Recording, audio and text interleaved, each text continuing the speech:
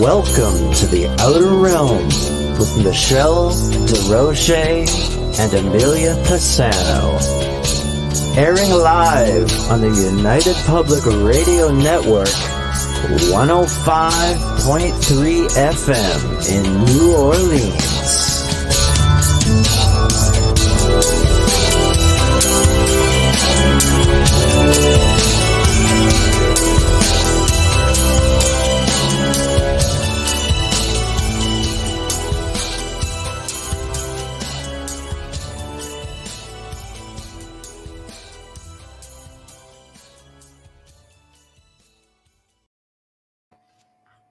Good evening, everyone. Welcome to the Thursday night segment of the Outer Realm. We are broadcasting live here on United Public Radio Network 105.3 FM in New Orleans. We are fully sponsored by the amazing folks over at Folgers Coffee. Thank you, Folgers. We appreciate you in so many ways. Also, big thank you to Dr. Snick, the Sonic Surgeon, aka Justin Snicker, an award-winning composer of Halloween, horror, sci-fi, and dark wave electronic music, which can be found anywhere that's exciting. Bandcamp, Spotify, iTunes, Amazon, you name it, it's there. Also, sponsorship, voice and music, intro, outro. Thank you. You completely rock, and we appreciate you so much. So tonight we are having a roundtable discussion. So those of you in the chat room will be choosing the topics, asking the questions. It's going to be a whole lot of fun. We do apologize, but our scheduled guest, Nick Redfern, has to be rescheduled as he is experiencing a power outage in Dallas due to cold and inclement weather. So we send out our hopes and prayers to him that he gets back on track soon. And warmth. And warm. That's especially There's no heat. They're not used to that cold. So please find us on tonight. We have 8 chat rooms. They will all come right here to the soundboard.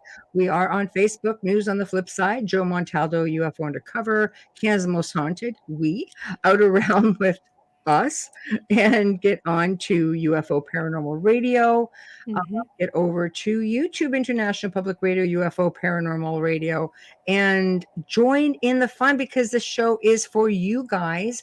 And as usual, we always have one heck of a good time. So we'll see where this all goes. But I want to start off by basically sending our prayers and well wishes to the people over in the Ukraine. It's just a horrific thing that they are going through. Nobody should have to go through something like that in this day and age, people. Oh, it's crazy. Seriously, fuck. Yeah.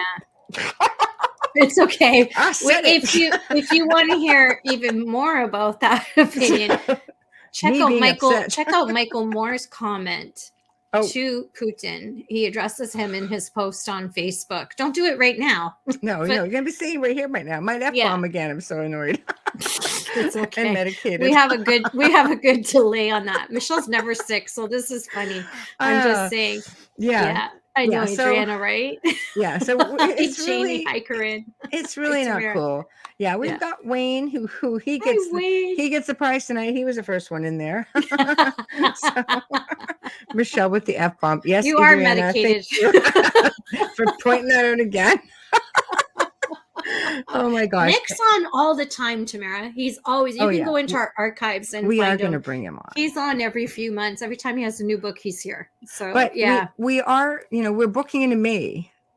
So you guys are going to have to be patient, you know. But if you haven't heard him on here, you can go to the archive on SoundCloud. He's got many. Yes, absolutely. So he's it would have been right in tune with what was going on yesterday, last night's show, but he's, obviously he can't help it. He's got no power. Could have stuck him in a cafe somewhere. Kids can't say would have had the same. He was getting sporadic as well in the cafe because he was texting me. Yeah. He had to charge his phone at a coffee shop and he was texting me from there. He said, I'm like literally coming back and forth. I'll check with you in a couple of hours, but just take care of yourself, so hard. Yeah, he's a good friend, so he'll be on again. He will. He will, for sure. He's a sweetheart, very professional. So he feels like he let us down. And I'm like, oh my gosh, you have no control over this. I know. So yeah, It's he's true. super sweet. Super It's sweet true. man. It's true. Yeah. So he is coming back on. And in the meantime, if anybody experiences any technical issues on Facebook, can you please let us know? Yeah. Because when we were on like I think through 4 different pages here, and it's a little bit of an issue because we've had other shows on the network really having some issues with this right now. So just let us know. We have to try to get to the bottom of what the hey is going on. See, no F-bomb. Hey is going on. It could happen. What I'm is in that medicated. cough Anything drop? can happen I want tonight. some. Oh my god. Just saying. I'm not used to her laughing this much. Wait for it. It's going to get better. Oh my gosh. But anyway, yes. So basically, prayers, everything, love and light. Oh my Going off to gosh, the folks of Ukraine. absolutely. Just seeing all those videos and hearing the war sirens, Mhm. it's just so disheartening. Like you said, in a day, like our day to day, present time, for Oh this my to be gosh. happening over something so ridiculous that he can't even prove. And that's all I'm saying. You know. That's all I'm going to say, and I'm whispering. Well, our deputy prime minister is from the Ukraine, and she was she's banned from Russia or the Ukraine because she spoke ill of Putin or something. I'm like, what? The last time this that guy's happened, got a lot more power than he deserves. Ill of him was in Australia, and he had warships on the coast of Australia within a week. He doesn't take kindly to it. He's not a team player. Yeah. Well, he just seems so chill without his shirt on and on his horse. I don't understand why he's so upset right now. I know. But those anyways, are pretty chilly, nice pictures. Wars apparently are started by, worse men than him. So I just pray to God this ends quickly, and it's just it's devastating because it is. We all have people in our family or have friends who are from the Ukraine, and it's really sad. But on a good note, we have another Q&A. Yes! We always do really well with Q&As and roundtable, and it's fun. And we also we'll cover a whole lot of things, So on Monday night, of course, I had I call them friends, of course, because we're friends, we're family, we're teammates, and I haven't seen them in a while, which Adriana and Melissa, they're my travel compadres when we were in Romania. So those of you who caught the shows, you would have seen Adriana on with me on Haunted Case Files. You would have seen Melissa on Hotel Paranormal, where we talked about our experience in the haunted forest. And they decide, okay, we're going to come over, we're going to get together, because like restrictions are all, much better now. So we're like, okay, let's just do this. And we decide to have a box session. And I mean that like a portal session. It's a bit different than the ghost box. But anyway, so we decide we're going to do this, and holy crap, a whole lot of stuff came out of there. So we were all kind of like, what was that? Considering it's been a mess for a long time, I think there was some magic in Melissa and Adriana being there. Yes. And maybe it was the whole February 22nd, 2022. Yes. Because it was a big shift. Crazy kind of kismic. Because you've been around and you know how loud that thing gets. And it was completely silent except for words. That would creep me out. Okay, I can't hear you. Oh, you muted yourself to take yet another Quaalude? I mean, a cough drop. Quaalude? It is a throat lozenge. Yes. See, there it is. This little thingy right That's here. what my brother used to say. It's really loud. So I'm just like, I know. I like to think you were the lucky I think you are. I think you are, Adriana, because it's been crazy. No response for a long time. Hi, Zach. Zach, man, I'm here. Let the party begin. All right. Yeah. I'm pretty sure it's been beginning. But yeah, you know what? It was a really interesting evening. It takes me back, like, I think to a time where we, like I said, we had done this time slip, we seemed to have communicated with these spirit individuals that came out of, I'm sure was a time slip. We have never been able to recreate it again. And I tend to think, is it the way the planets line up? Is it the way the environment is, or something at that specific moment?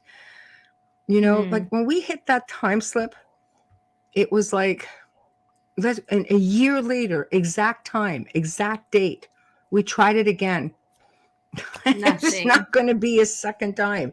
No, so that's not even a once in a lifetime thing. Like, you're just fortunate that you got to experience that. Yeah, I mean, yeah, it was incredible, you know, to get coordinates.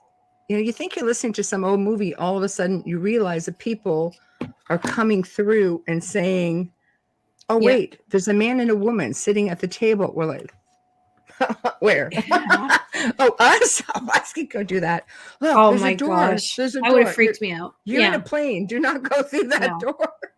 B-52 coming through the house or something. But it was really fascinating to me, and it gave me that little reminder on Monday night, because I'm not used to hearing this equipment. It's very seldom where it is so quiet, and all you could hear were the words.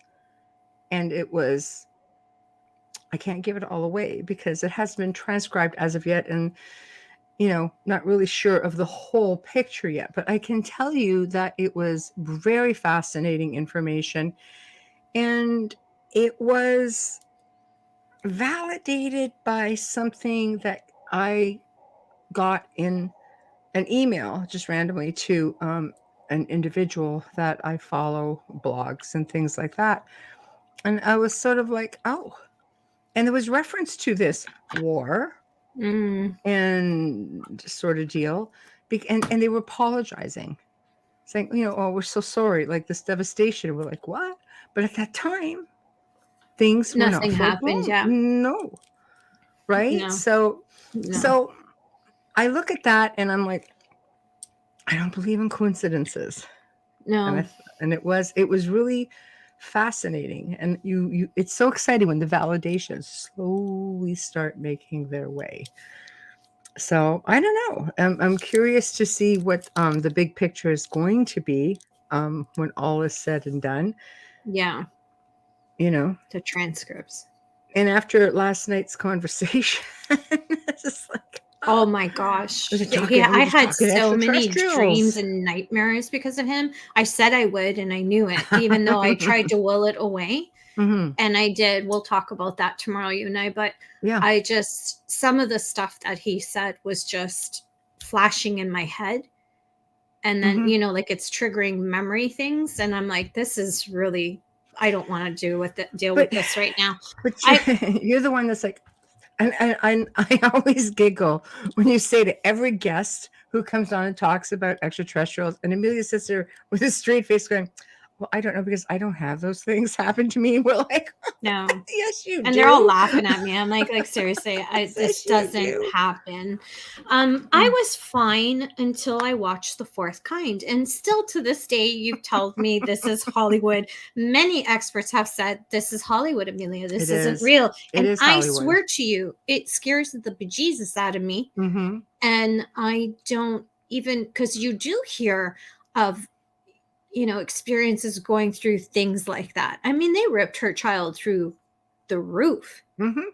Right in front of her. Ryan was talking about on the show last night how he himself had gone through the roof, through walls. And he had an injury on his head. Remember? He said, I ended up with my head and neck injury from that. And I'm like, no. So how did the rest of him get through? No. Yeah. They bunk you around? I don't know. Hell to the no.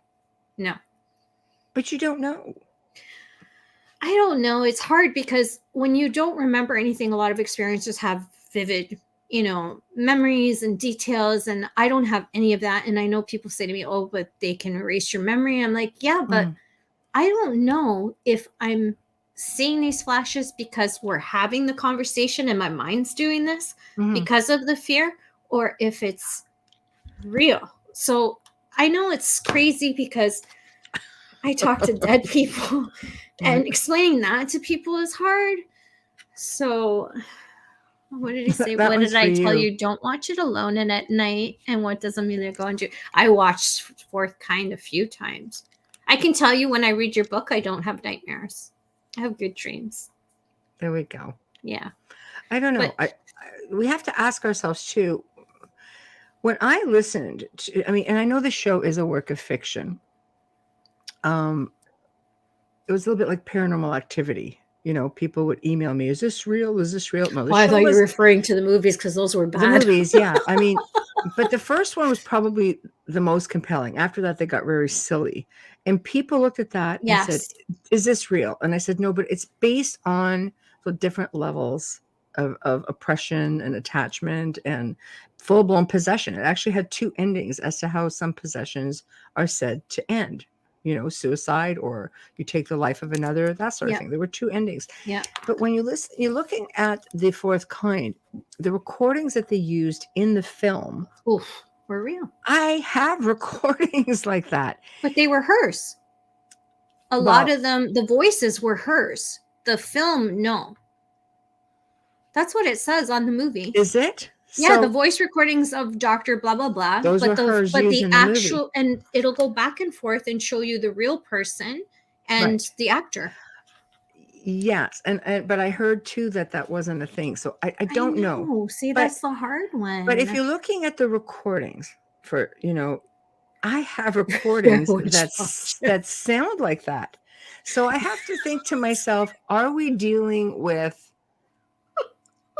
what we deem as, you know, demonic, or alien, are they actually, are they ET? Because you know what?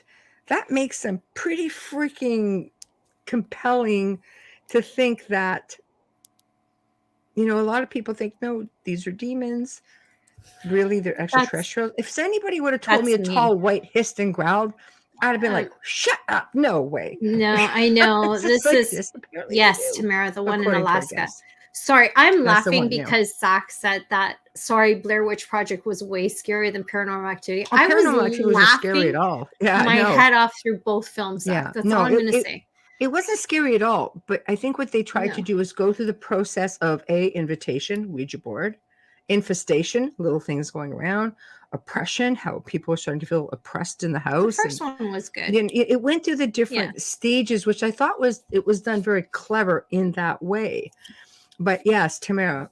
Yeah, the recordings were creepy. But can I tell you, I have like hundreds of hours of recordings.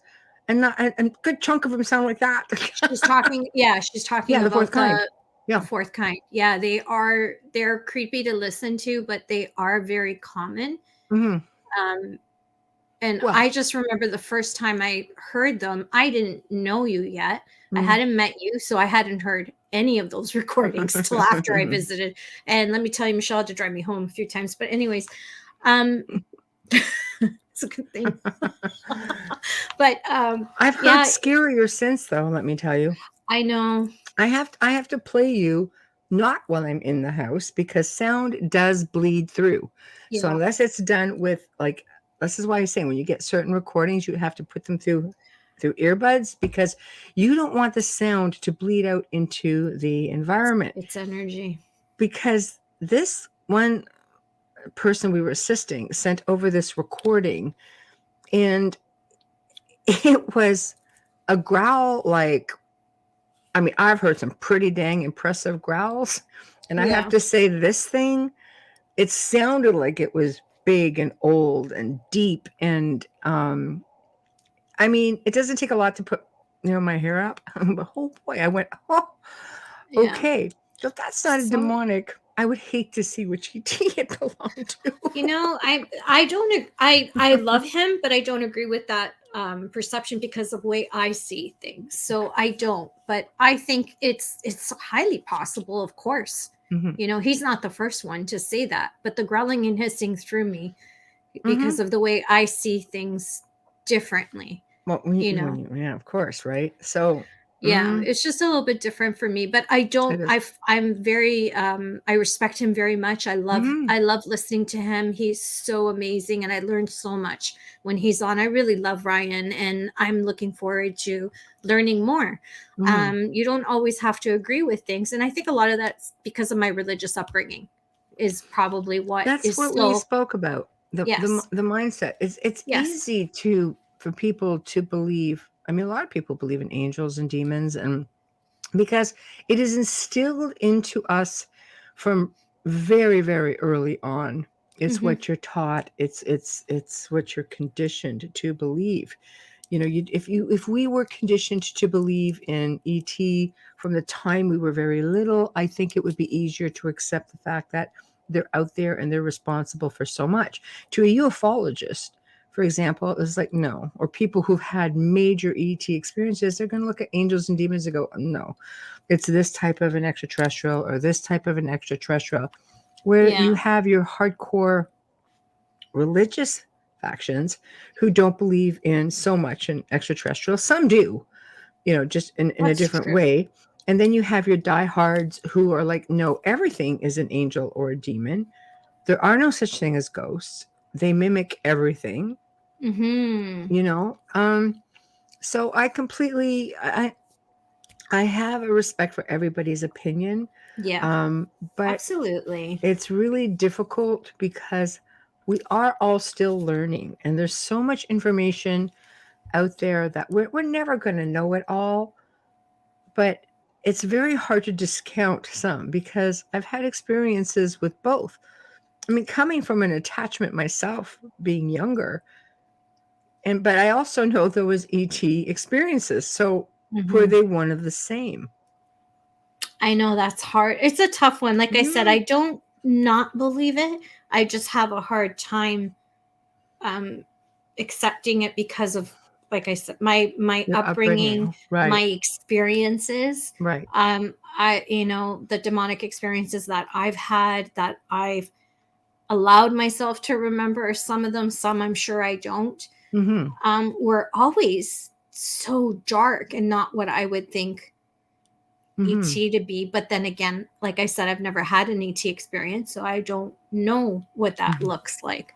Right. You know, it's just different. I don't that I remember. I'll just say that. But after last night's dreams, I'm lost. I'm confused. Oh, there you go. Okay, Zach man. There you go, Bubbles. Oh, there we go. I never put myself in one camp. There are demons, extraterrestrials, interdimensional beings, man-made aliens, etc. The paranormal is a broad spectrum for me to narrow myself into one camp. I'm with you, Zach. That's how I feel. I feel like there's demons, there's, like you said, interdimensional beings, and we have the ETs and we have the different races of ETs, because he also brings down to two where we've had discussions with other people where they've said there's many races, and we've had former CIA tell us that as well. That's I think it's based on their experiences, on what his experience was with the tall whites, and he maybe perhaps only sees that and isn't privy or eyes open to other things, where Daryl Sims talks about how many races there were, so many, and anyone from MUFON, you'll get the same kind of thing. Joe's talked about different races as well. So it's kind of hard because you have contactees telling their stories and they're giving you the information to validate these races, and it's like, is it real, or is it a vision they're giving to make themselves look like there's more than what there is? Maybe so it's hard. That's the ticket, isn't it? Yeah. What's real, what's not? Are they implanted memories? We can get into a really big, broad spectrum here. We can get into the fact, like some people will say, well, home invaders. Yes, they are, Tamara. All uninvited home invaders. I'm with you too, Tamara. I'm with you on that one as well. Well, some of them would be uninvited, but I mean, I don't have issues. I don't have an issue with ascended spirits. I noticed Michelle and I answered that differently. I know. I don't have issues with ascended spirits. I'm very comfortable with speaking to them, even if I can't see them. But I can tell you, growls in my ear 6 inches away from my head did happen just after starting work with Michelle, one of the many gifts of this kind of work. You're welcome. And yes, thank you. I never did. Thank you for that. And I'm with them. Thank you, Melissa. Mel too. Yeah. It's just part of the course when you're doing that work, but that there's different types of sounds, and if that came from an ET, I'd probably poop my pants. Ooh, that's harsh.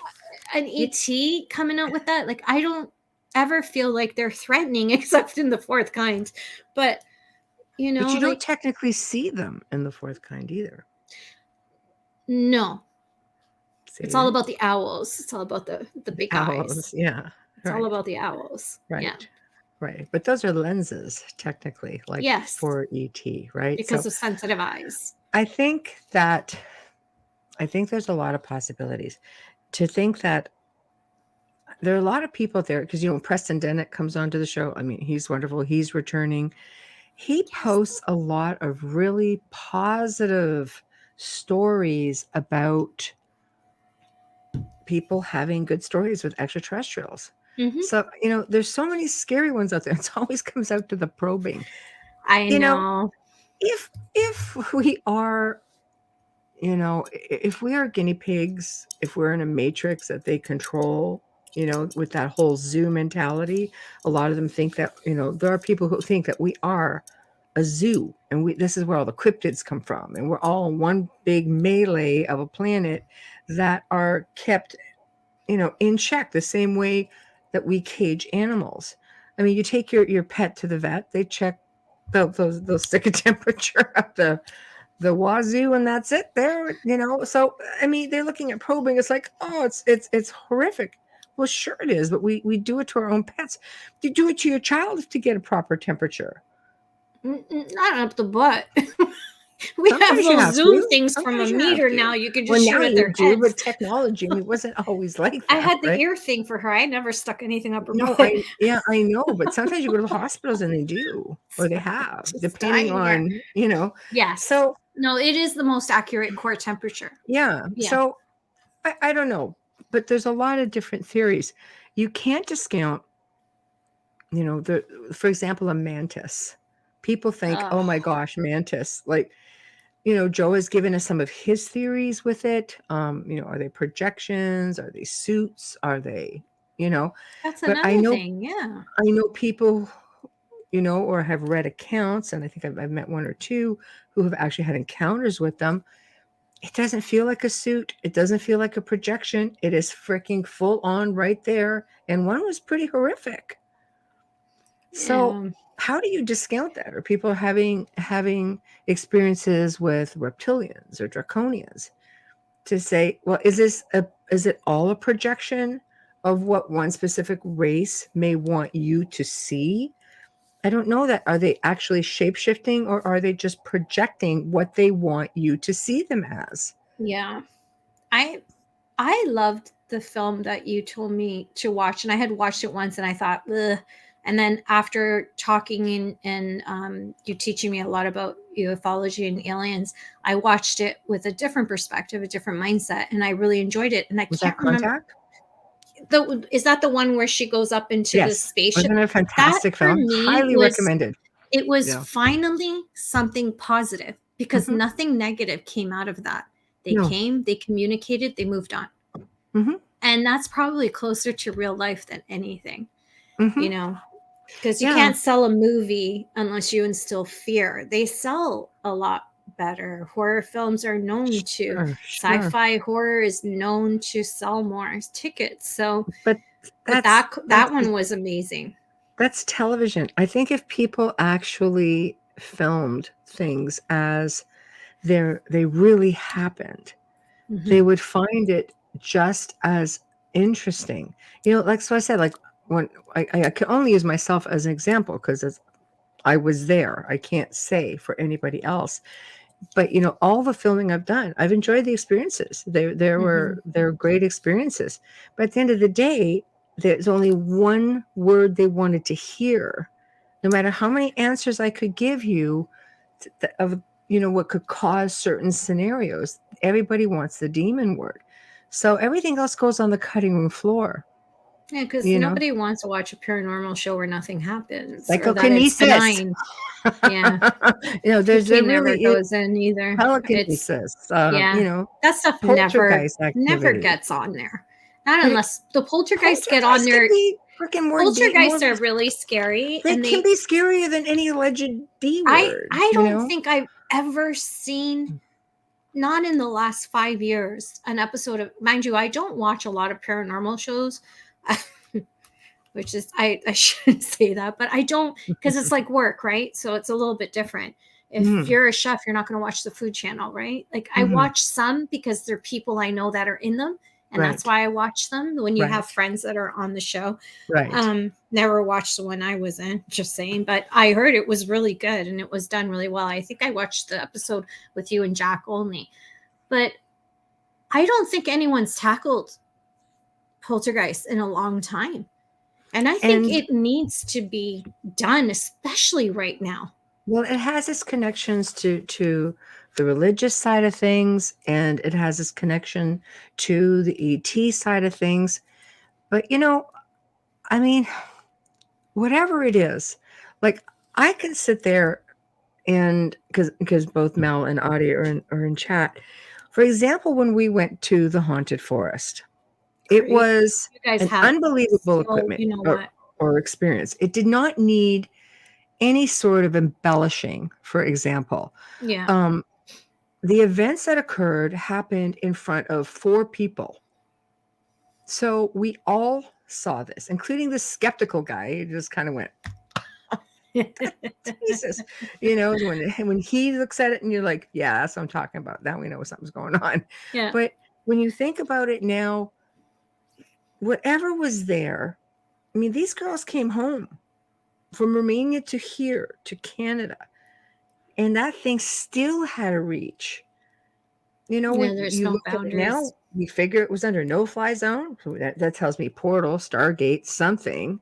It felt like they embellished it on TV. Yeah, they did, Audie. They did embellish it. They always do, though. They always do, and it but didn't you're right, need it didn't need it. That's didn't need horrifying it. enough as it is. It was. I mean, we were followed out of that forest. We could hear crunching in the leaves behind us.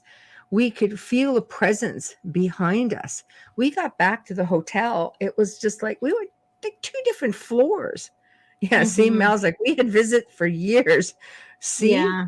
It's just and it could be dormant and come back. That's enough fear. People red eyes don't realize following how us fearful out. it is when it happens to you. There you go. The red eyes following us out. Yeah. I forgot about that part. There was a tree line starting to move down, like something, it looked like something was like coming over it. It was a hot July night. There was no wind. Nothing. I love that people would say, oh, you're going on a super or on a full moon, a super moon. Are you going because you want extra activity? No, we're going so we can see our freaking way out. Yeah, exactly. You want to be able to have a light. Yeah. Oh God, exactly. Yeah. There you go. Go ahead. Okay, thank you. Lots of stuff happened at home, including tapping into phone calls between me and Mel. Nasty sounds. Yeah. Yeah. And I heard about those. It went from what occurred in the forest to what occurred in both hotel rooms, a state-of-the-art hotel that the only way you can activate the power in the room is to take a card and slip it into a slot in the door, and all the lights came on. Otherwise, there was no power to the room.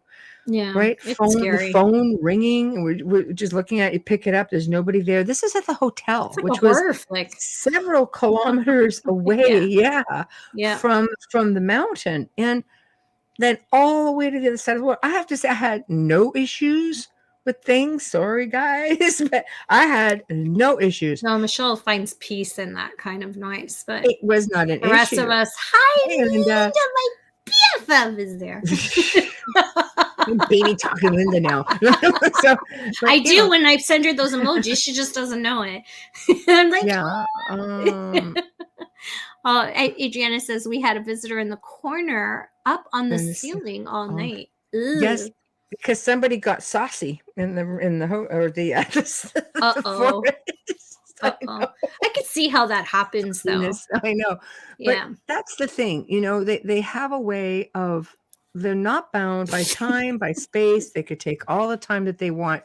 I guess it comes down to the question of if E.T.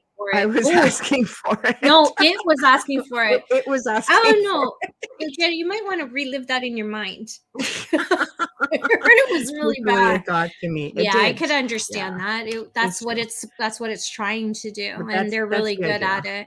I would have reacted as well. I understand that. I would have to work really hard not to. I do that with people, so I can imagine with something like that. not everything will act up for everybody. You can go No. to a haunted location, have zero experiences. Other people can go. I think it's not just because you're open. There's obviously something about you that they feel that, we want to communicate with you. We want to see things. Things are pretty much under a pretty good degree of control up until a certain point. We checked all the 6 entrances in, and, Adi, do you remember when you were in that one corner, the one I told you to wait for last? And she says, it feels very heavy in my chest right now. Melissa and I were standing there, and behind her, there's this tree going down, and you can hear it. I'm not talking about a big, crazy tree. I'm talking about, a tree. Yeah. But you could still hear it kind of creaking a little bit as it was being pushed downward, and then it smacked up. Yeah, that's right. You couldn't breathe. No, that's So, crazy. And what about the guy with the cart? Why would You they guys have to remember the guy embellish with the that? cart, the gypsy guy going through the Oh, cart at the top of the mountain? We just wanted to go out and just like poke him. And then we look back, and then he was completely gone. But yeah, we could hear you in the recording. Yeah. that does not need embellishing, that's for sure. Melissa's name, me, Michelle. Do you see the shadow person standing over there? Over AD. Oh my Michelle's going, god. no. No, it was an amazing experience. It's not one that needed over embellishing No, by that's any scary. means. It's one that just continued on, and the fact, the story alone, that people, we found out, don't just go television shows filming in there. A lot of times they had no problem, Adi. We let her know. We just watched. That's okay. Adriana, you have that for life against them. Yeah, she took one for the team on that one. That's For sure. right. But but we the story, the fact that this went on through, it just spanned. I mean, it spanned months and years. You don't need to embellish something like that. It changes you. An experience like that changes you. So many people is like, oh, I'd love to go to the haunted forest. Even people to that point, it was the people at the university who was doing all the filming for a lot of these shows that you saw, because it really can be a very frightening place. This thing started acting up almost immediately, like 3:00 in the afternoon. It's not like, Did you guys ever figure out or understand why you were followed, or what was the reason that it chose to attach that way? Queen of the Dark Realm. I don't know. I'm kidding. I don't know. I'm wondering, No, I just think there's something about a person or people that they're curious about, mhm. and there we go. They're curious about people. They'll follow. Maybe they felt offended. Maybe they just Mhm. wanted to know more. Maybe they thought you were an easy mark. There's no real rhyme or reason as to why things attach 100%.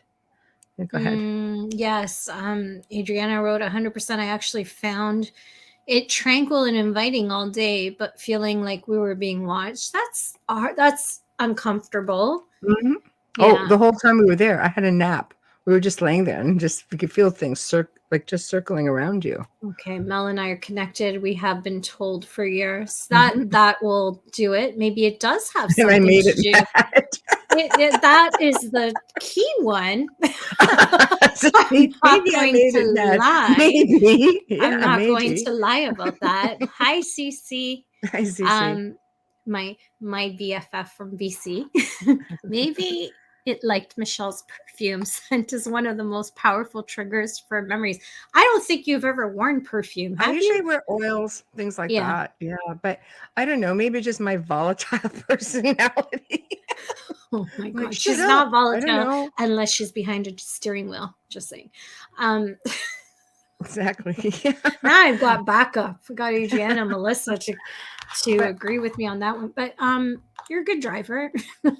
just an angry one. Just an angry one. No Yeah, tolerance for you like do silly stuff not on the want to roads. cut I don't her know. off. That's all I'm going to say. No, not work out in your favor. But No. but Or you know mine if what? I'm in the passenger seat. But I think that experience left a mark on all of it. all of us. We all remember that. No comment, Melissa. Melissa just is bad, apparently. So, is that why I got a no comment? I see, can't all three comment. of I us. rage Yeah, we don't inside want the to car talk about too. the So car. I'm the only calm one. Yeah, probably. But here's I always Tamara. let them in. I'm like, I guess you paid your taxes. You go right ahead. Exactly. Boop. Tamara, hi Tamara. Watch what you ask for, because once you see it changes perspective, and you don't get to choose to stop the doors of perspective sometimes all open. That's a really good point. It's true. Careful what you wish for. It's true. And Zach, I channel my mother when I drive, so I feel like you. My people. Yeah, My no. people. Thank you. I left that behind a long time ago, because Yeah. I actually got really lucky in a Right. what would have been a really heavy speeding ticket. And I learned my lesson, because the cop that pulled me over ended up being a friend, but he sent his partner to put me through hell and back. And then he came out and knocked on the window, said, "Hey, doll, how are you?" And I'm like, Yeah. Thanks but for I was nothing. 60 Yes, kilometers yes, over, yes. left turn, red light. That is hefty when your license is That's a new. bad You bubbles. lose, I would have That's lost a my bad license. bubbles. So Yes, it yes. changed. And Michelle's very calm when she has her kids in the car. She's not like that. She's just like that on her own. I say that. I remember my children being very, very young, and what I would call idiots, like stupid idiot on the road. And my 3-year-old at the time goes, "It's a stupid Indian, right, Mom?" Like face palm. No. Oh. And I learned at that point, say it in your head. Say Yeah. it in your head, because they're way in the back in a minivan. They don't hear what you're actually saying. I think my But, daughter has some kind of trauma from when I first started driving with her, because she is an angry driver. Just saying. Oh, I mean, I'm guessing hello, Ouija welcome board back. is Yep. bad. No. The Ouija board is It depends who's using it. subjective. Yeah, but I think but the whole thing is, we have this conversation all the time, because I don't want Bishop James listening in and thinking that I agree that you should use one. I don't think that you should be communicating with anything, to be honest with you, unless you know what you're communicating with. But it's not just the board. No, that's what I mean. You can do it with period. phone apps. You can do it with voice recorders. You can do it with pendulums. You can do it with boards, spirit boards, ghost boxes, anything. I think it's intention more than anything, because some people aren't successful with boards at all. I think if you go in with the intention of making contact and connecting with someone, you're inviting that communication. And I think it's the intention of that invitation that gets a lot of people in trouble. Yeah. And what's on the end of it? Is it someone that you knew and loved and passed, or is it a mimic? What is it? You need to be able to see. I think if you want to have that experience, you should find yourself a medium to do it with, maybe, if that's so important to you. Because when you go to a psychic and get a reading, that's an opening door as well. It is. And people don't realize it's not the same, but if you're doing EVPs in your own house and you're using a Ouija board, nothing that is of a high vibration is going to come out of that board. That's what you need to know. Lower vibrational entities use those boards to communicate, because they don't have that kind of strength. Higher vibrations, ascended spirits, your past loved ones, don't need a board. They'll find ways to give you I've signs. seen some very gifted people get into some very big trouble. There we go. For those of you that aren't watching, I was pointing to myself. Yeah, more than once. And I saw it coming and continued. Anyone can get looped right in. Well, the last one, I'm like, yeah, this is nothing. It's just this word, that word's probably caught the TV. I know, she's like, laughing. are you sure? I'm just going to do it. I know I shouldn't, but I'm doing it anyway. Yeah, I know this is a bad idea, but I really want to try out this recording. I'm like, what So, kind of Michelle, thing did you do? Something yesterday. It's never the day of. It's always the day after that I tell her. Why didn't you call me? No, it was like 2:30, 2:45. I just wanted I wanted to see if it was working. If there's some, just like there's some truth to that 3 a.m. thing. Oh, Oh, thank you. Well, I remember my experience with Wayne, and I still scares me. I'd like to hear all about that experience, actually. You need to tell us. See if you can write it out into, Notice how quiet Wayne has gotten on the chat room. Wayne, let's talk about that experience. Hi, Sherry Berry. Oh, see, and Sherry, highly, highly, highly gifted. Learn the hard way. The ladies are right, and they I've done it too, Sherry. That's the only reason why I know. You learn from experience, and that's how I know. I'm like, you got to be careful. And Tamara says, leave communication to the experts because it's asking in the dark, and you need to know how to close it. I think that's very important. Oh, Wayne popped up. So, mate, which one is he speaking of? Oh, we know who he's speaking of. You guys and your experience. Yeah. See, that's another thing that we've talked about. The whole expert word is a real media thing again, because that's when, when I did Survivor, our expert. And I would try to say to the producers, there's really no such thing as experts in a field of something that's really not overly explainable. And I've worked with people who are self-proclaimed, and there are people out there who have it a freaking heck of a lot better than I do. They've been at it a whole lot longer. I've got a couple of decades in, and there are people who've got twice that in.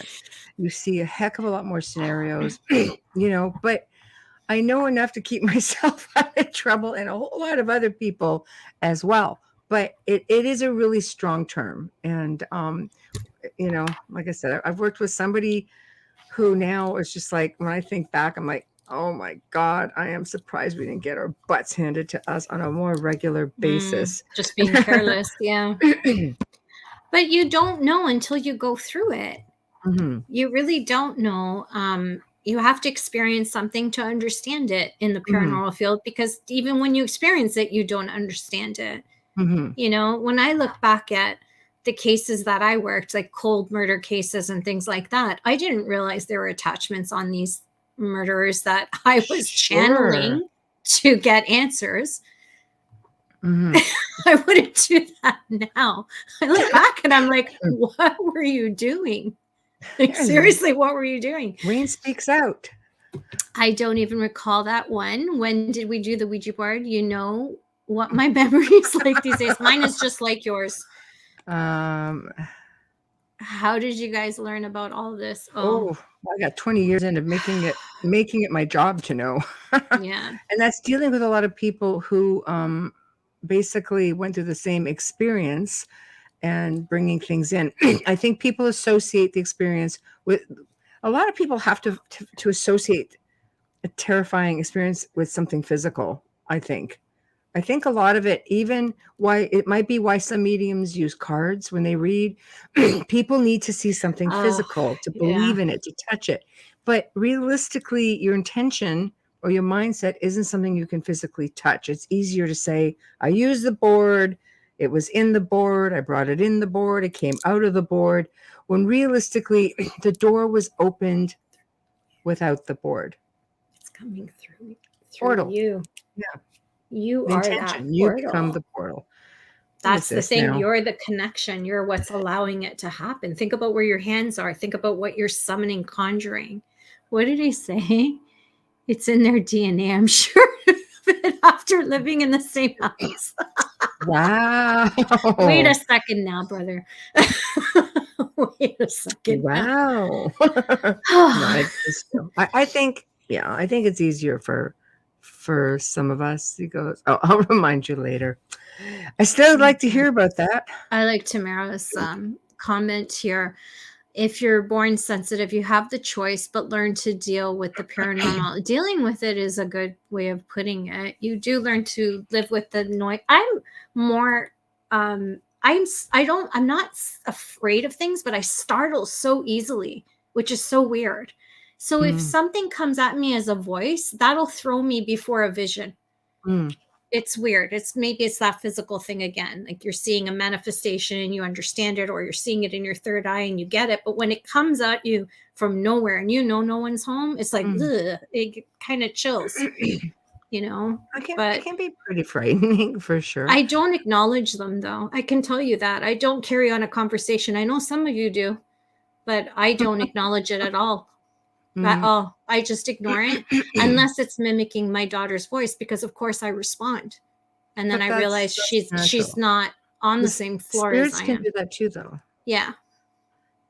Spirits can do that too. But yeah, I don't know. I think a lot of it, again, comes from, the mindset, right? I know which comment you're reading. I'm laughing at Wayne. Michelle, Queen of the Dark Realm. They came from the toaster. Yes, I remember that commercial. Just lost the feed from you all. That's because you're being sassy. Toaster. I don't know. We see you, Wayne. We see your comments. Yeah. I don't Maybe know. just reboot or Tamara something. agrees with me. I don't acknowledge it either. That acknowledgement is power. Michelle says that all the time, and it's really important not to even if it's a spirit, like a human spirit. No toaster. Melissa had an experience with a toaster catching on fire when it wasn't plugged in. Oh no. Spirit issue. Yes, that's why she says no toasters. Oh no. Yes. You can just get yourself a gas stove. You can always put the bread in the oven or on the flame. Did that happen after Romania, Mel? Was that around after Romania, or was that like before? I know you hear me. Yeah, give her a second to answer. Okay, hold on. There we go. It's okay. Read it. Go ahead. No, you go ahead. Oh, I was just down below here. It's okay. I also obsessively unplugged my toaster now because of that. And Melissa says it was right after Romania. See? So our little friend was about a year after, and it was still going on. Yeah. Wayne's back. You never left. No.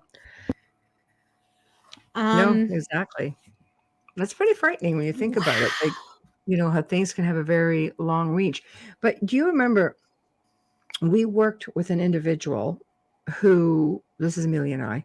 Okay, I was just going to ask. See, she reads my mind. Seriously. I was just going to say, who are you talking to? Yeah. Who went to a very haunted location in the US, brought back something from that said location, and 10 years she suffered and started having health conditions, like severe health conditions. Doctors could not explain it. She was essentially dying. So somehow we got notified, and I read through everything, and I'm like, oh, you're taking a chance. There's never any guarantee. It's nothing like that. It's not like waving a magic wand, people. But we assisted her, and it only took really one time with a recheck, and health improved. Doctors couldn't understand it. That doesn't always happen. Sent the item back. Yeah, that doesn't always happen. It happened because she held up her side of it. That's right. And that's something that has to be explained. That's right. Mel, maybe you have to send the toaster to Romania. To the forest. Find a way of burning it. Cover it with salt like Dean would do. Yeah. And light it on fire in a grave. But it's just, again, it goes to show there are powers, there's things out there that we do not understand. So, what are you going to do? You go in with a clear mind. When it comes to grounding, you're the one that's putting the intention to ground. Sage, sometimes it'll give you a little bit of peace and quiet for a couple of days, and then they come back with a vengeance. For me, it doesn't work because I hate the smell of it. It smells like pot to me. I hate the smell of sage, but I eat sage, if that makes sense. But I hate the smell of it, but I use sage a lot. I'm Italian. We do sage and brown butter on pasta and gnocchi. Like, I do love it, but I hate the smell of dried sage burning and the smoke. I can't tell you how much I hack over that. Sage. Because some people really need that, the sage out there. Cleanse your energy. Yeah, I've done it for friends, and I've done myself outside. So I don't have that in me. But I'm the person that burns the incense, the Palo Santo, which I've shown before in my little urn from the church. Dragon's blood, yes, I use that as well.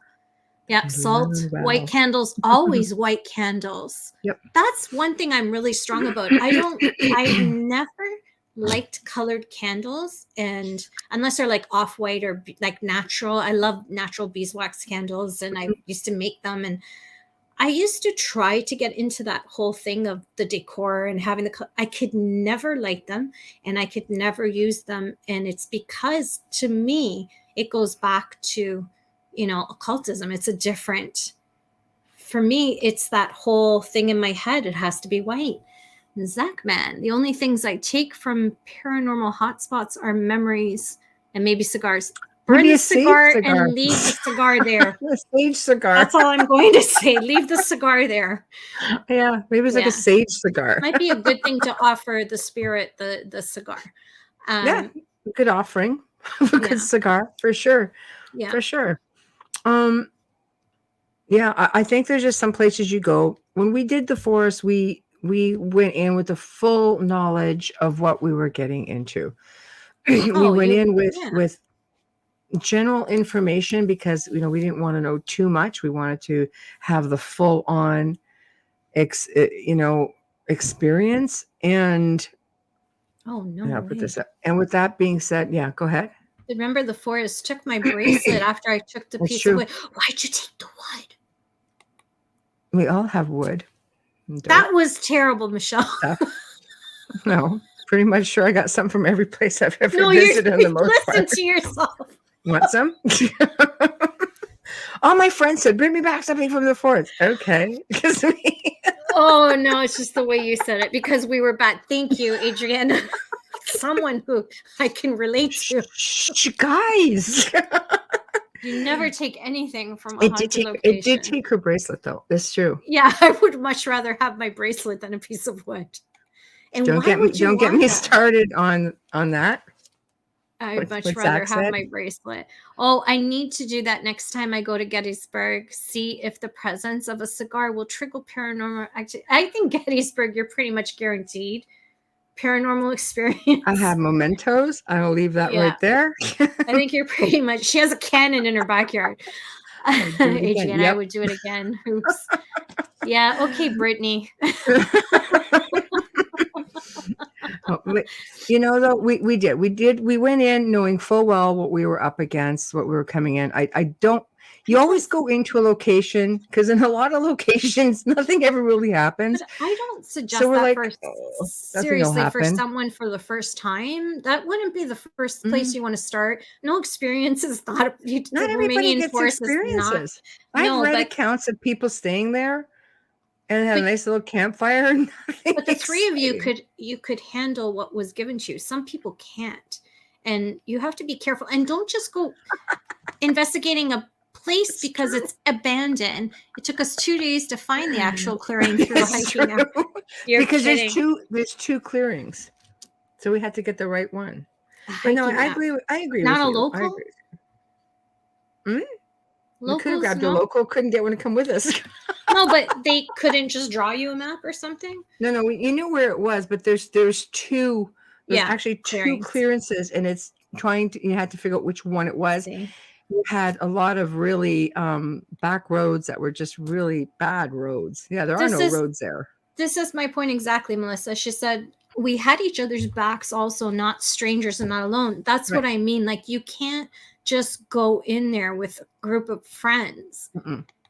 You need to be protected, and you need to know that there's possibilities, not just of nothing happening, but of something really bad happening. We parked on a grassy hill and walked into the thick of the forest. You only live once. I say it turned out okay, except for the poster on fire, your bracelet missing, and those crazy phone calls.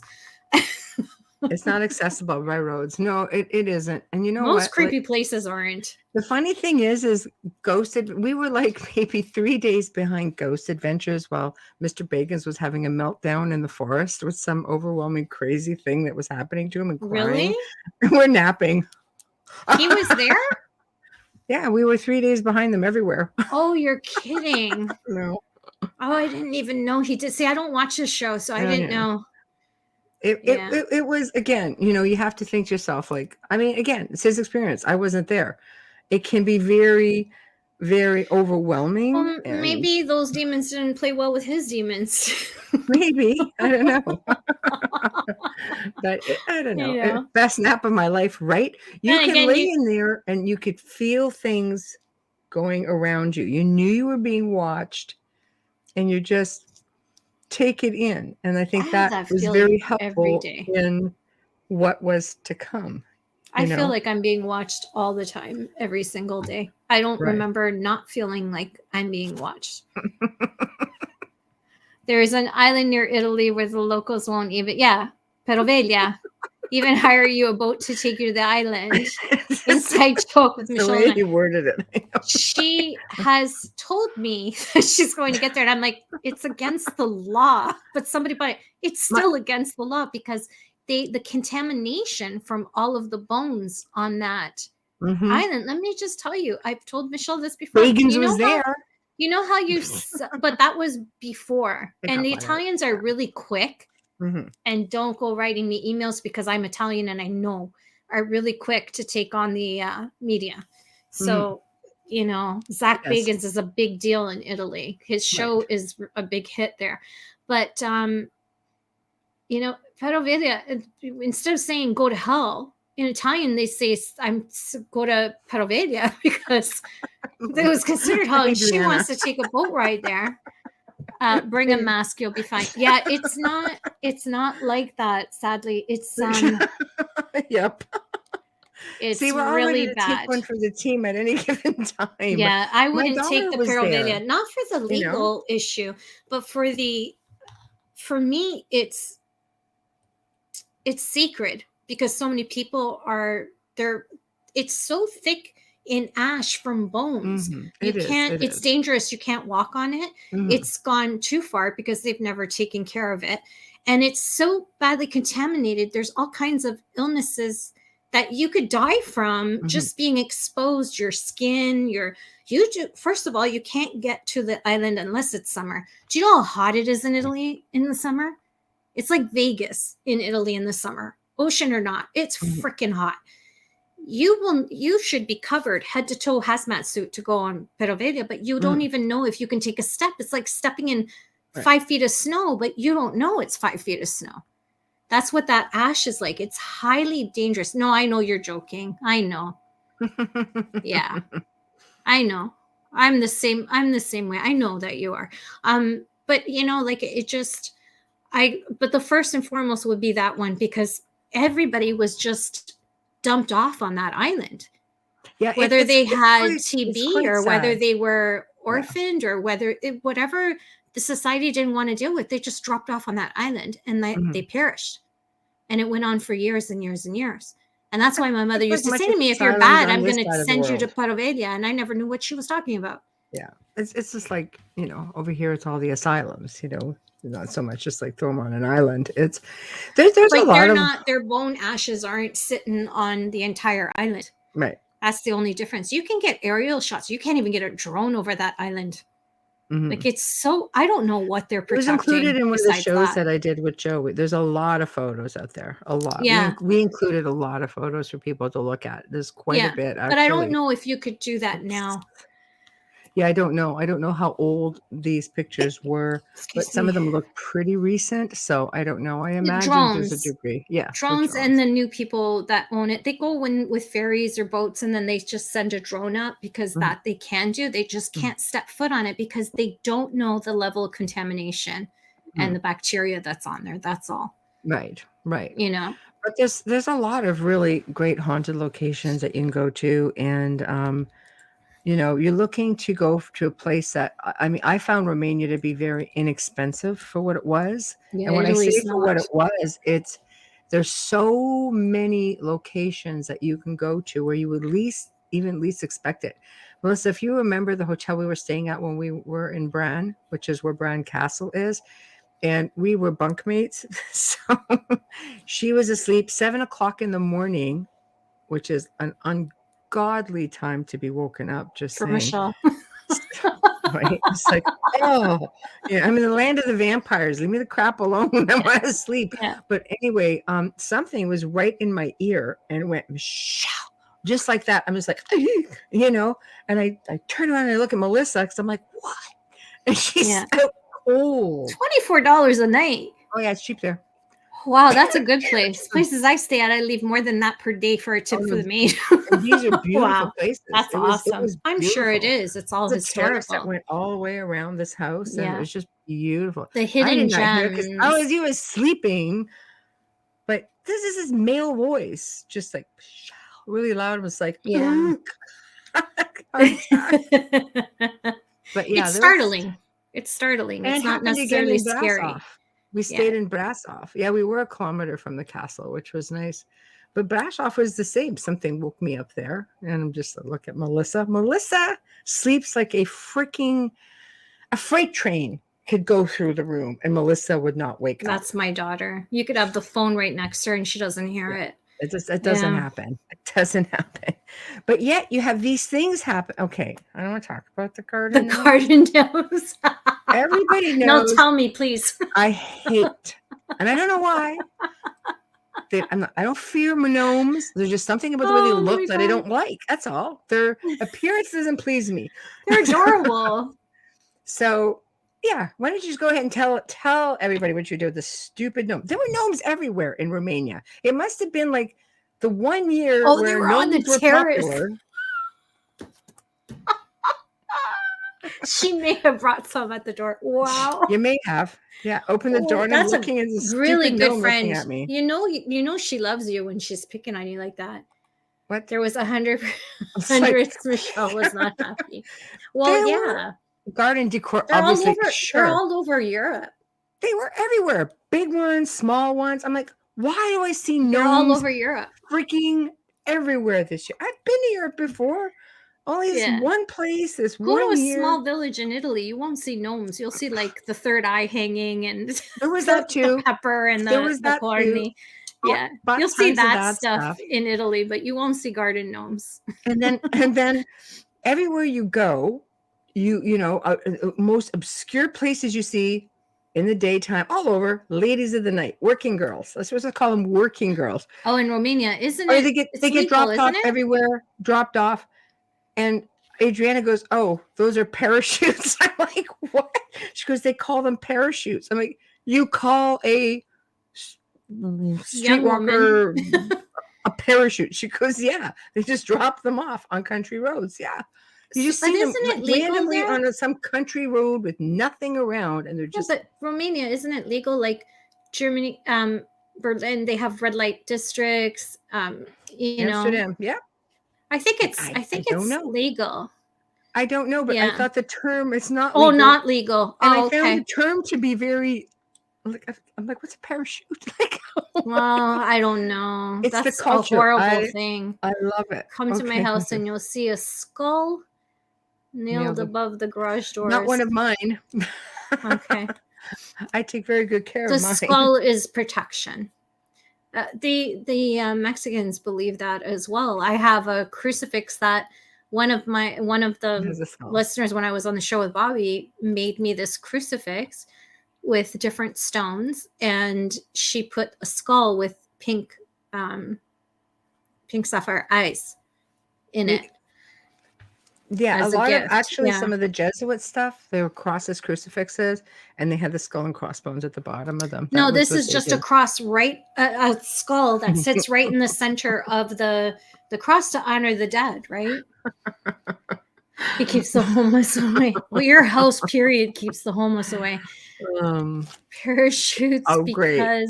In Romania, the land of garden gnomes, gypsies, and sex workers. Yeah, that's what it's sounding like. Oh, it gets better.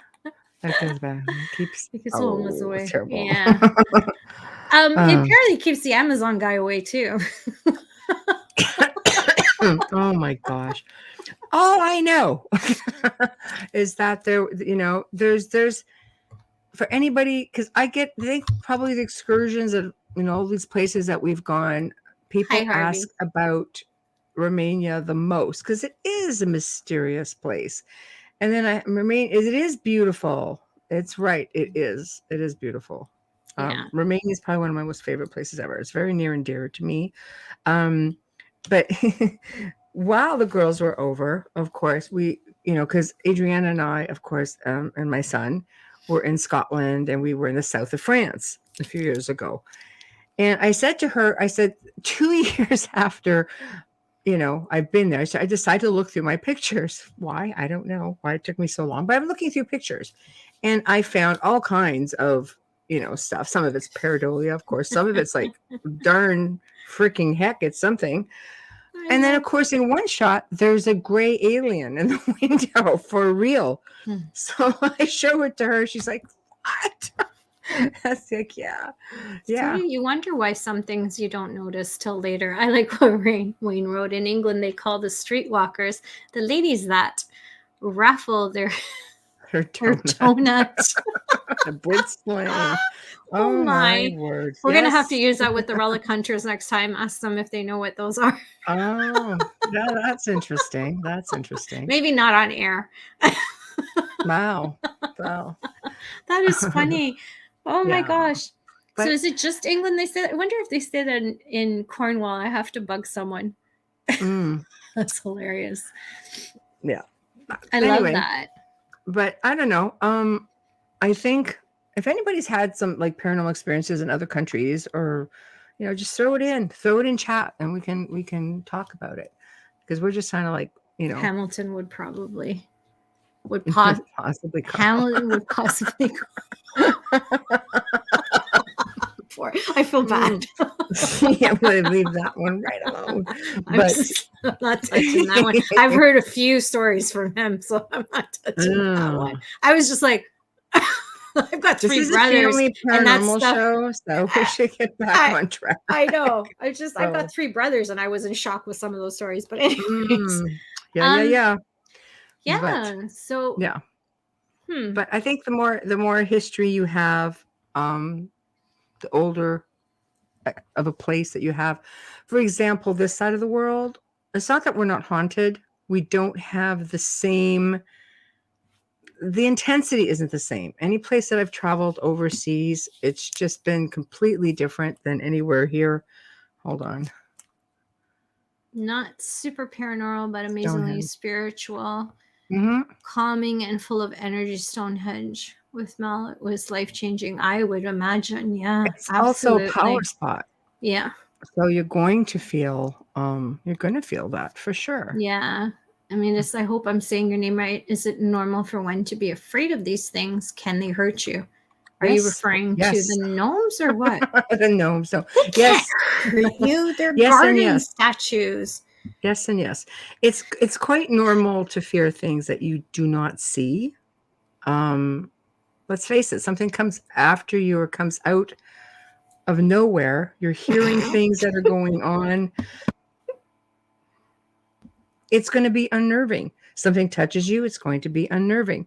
Mind you, I say that when we were doing events at Casa Loma in Toronto, I had my son there with me. He was doing co-op that year, and I said, okay, you can do co-op with me, no problem.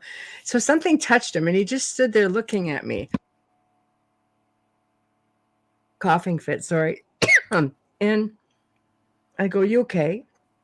He said, something touched me. And I said, how do you feel about it? She needs a minute, because you're probably dry too. And her quaaludes.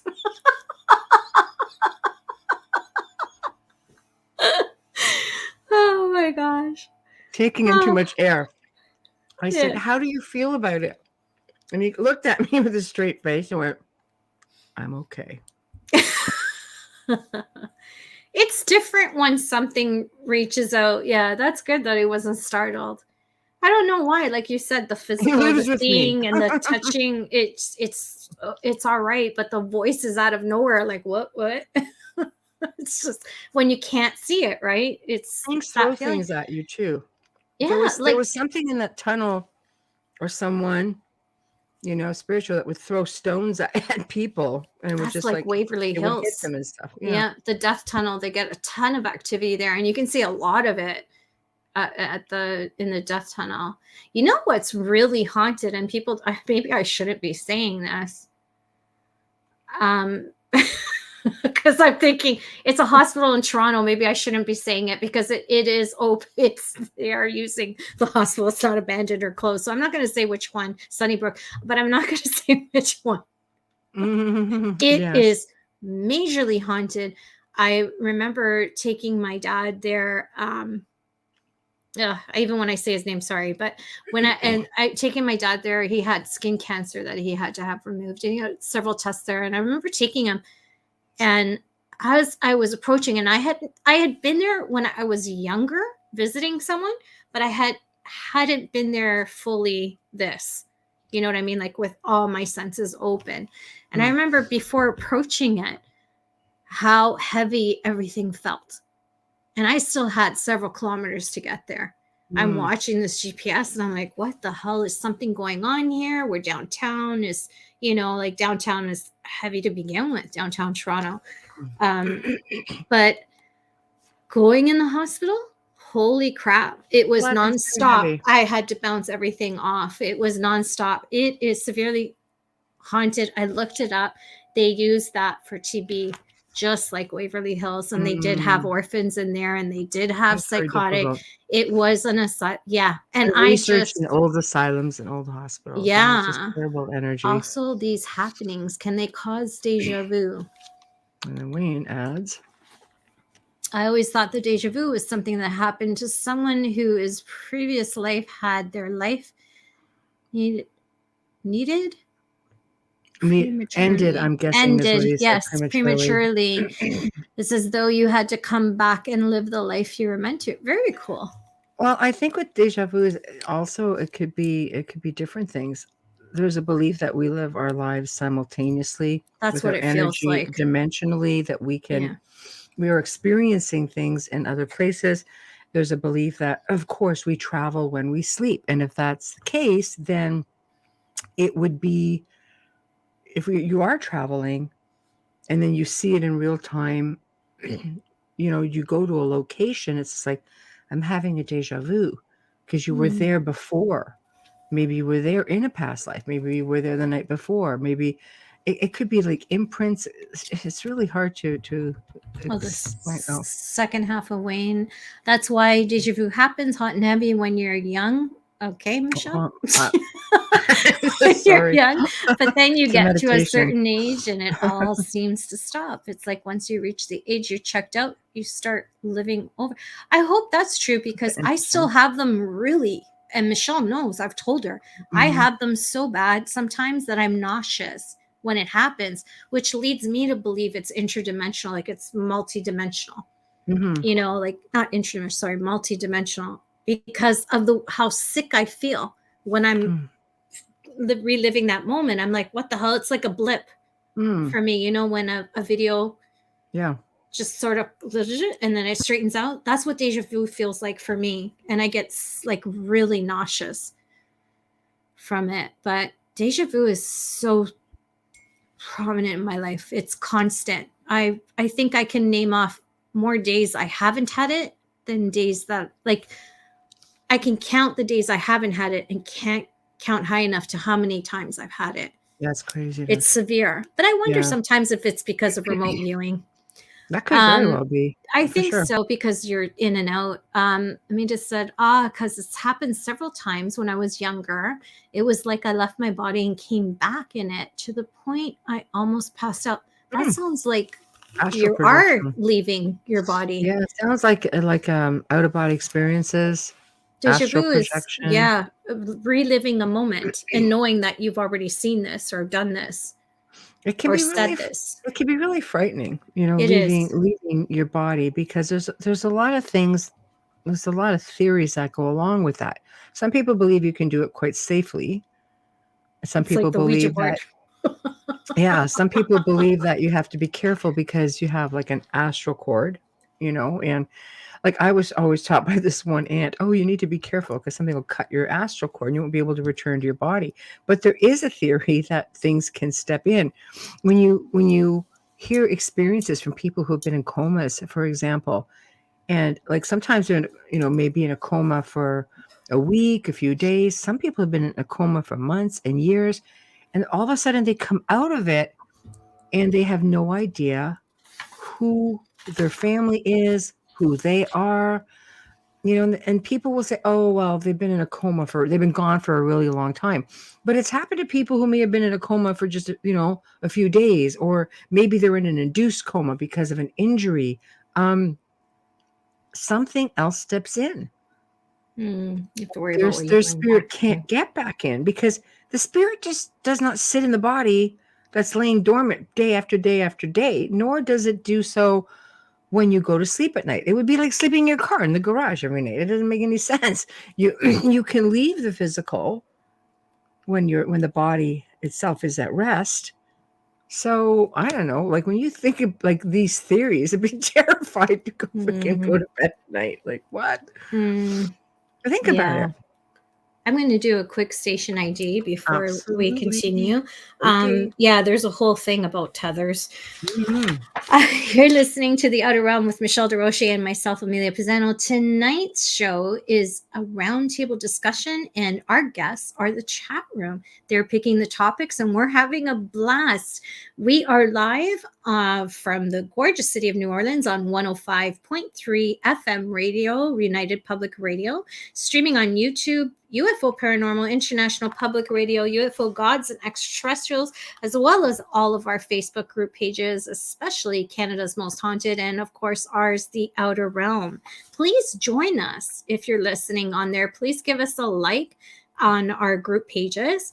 A huge thanks to award-winning composer Dr. Snick, the Sonic Surgeon, aka Justin Snicker, for our fabulous intro and outro. You can purchase this music on Amazon and Bandcamp, and you can hear him on the platforms that you stream. Find Justin on social media, Facebook and Instagram. And a massive thank you. I can't reach my cup. I forgot it behind me, but you can see it over my shoulder on my desk, and Michelle's holding it. Massive thank you to Folgers Coffee.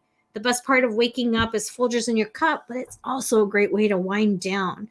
Thank you, Folgers, for all of your support and making sure that we're here on air right now. Thank you. Yes, definitely. They are number one. Yes, they are. But yes, so okay, so anybody have any really creepy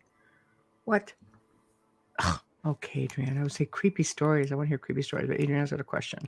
Guys, teach us about shadows and how to keep negative energies away doing day-to-day things. Grounding. Grounding. Pretty sure I sent you that. I think sometimes we forget. I know we've shared, Michelle has an amazing grounding technique, and we've shared it with people, and sometimes they have it and they forget to use it. But it's not just a once a day thing. Like people meditate morning and night, or maybe just morning or just at night. It's something that, what I believe is, when it comes to your mind, first of all, you should try to get it down once a day at least. But when you think of it, if you're reminded by it or the word grounding comes in, to me, that means you're being told you need to ground. It's something that's looking out for you there, and it's letting you know, protect yourself. So grounding is fantastic, especially if you have anxiety.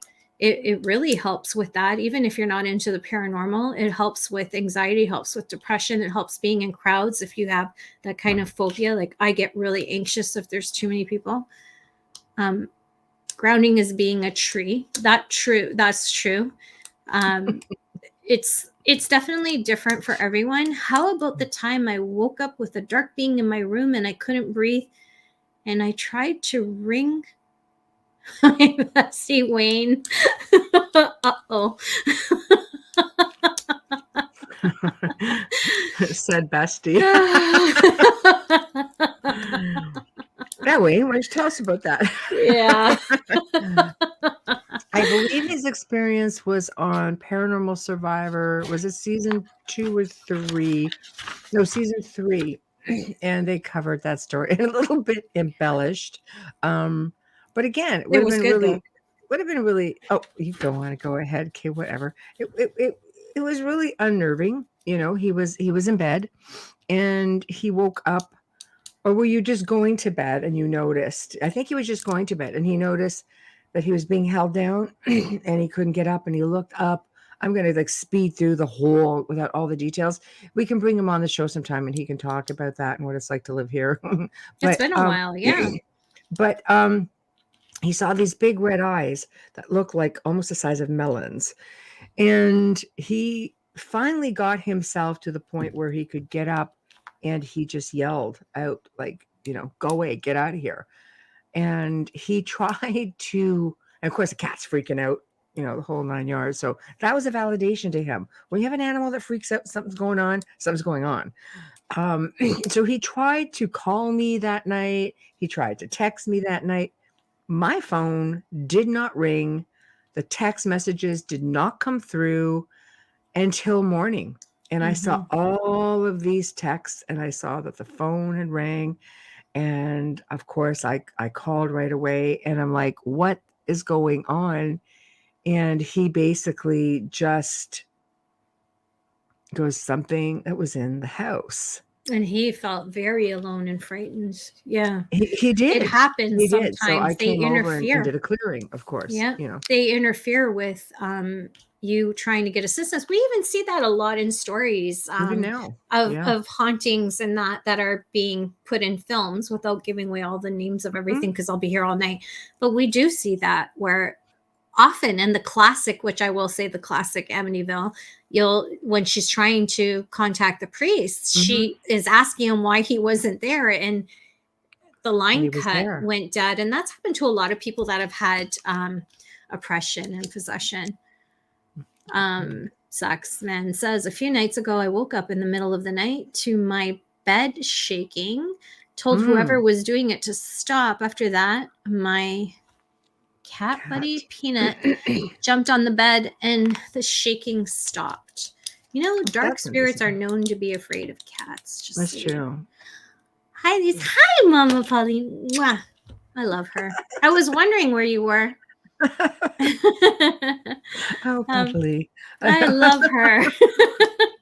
Yeah, there is a belief that some darker energies are afraid of cats. But I mean, in Wayne's case, the cat's like, and at that point, I'm out of here. Yeah, exactly. At that point, he's like, something's going down. Even the cat is freaking out. Well, if it's making the cat, Well, people always ask, what to look for when things are going on. One of the first things I ask them, do you have a pet? Aww. Follow their lead. That's the way it goes. Follow their lead. Trying to behave. Gross. That's sarcasm. So, I love you. Believe me. I can't wait to see you. Yeah. But for sure, animals are really perceptive. It was intense. I would imagine so, for you to be afraid, to have that kind of chill. And that's what people don't get when they're seeking it, is how intense it can get and how dangerous. It's important to know that before you go looking. Like, I don't, other than the few places that I went to with Michelle, because we started working together right before all this crap happened,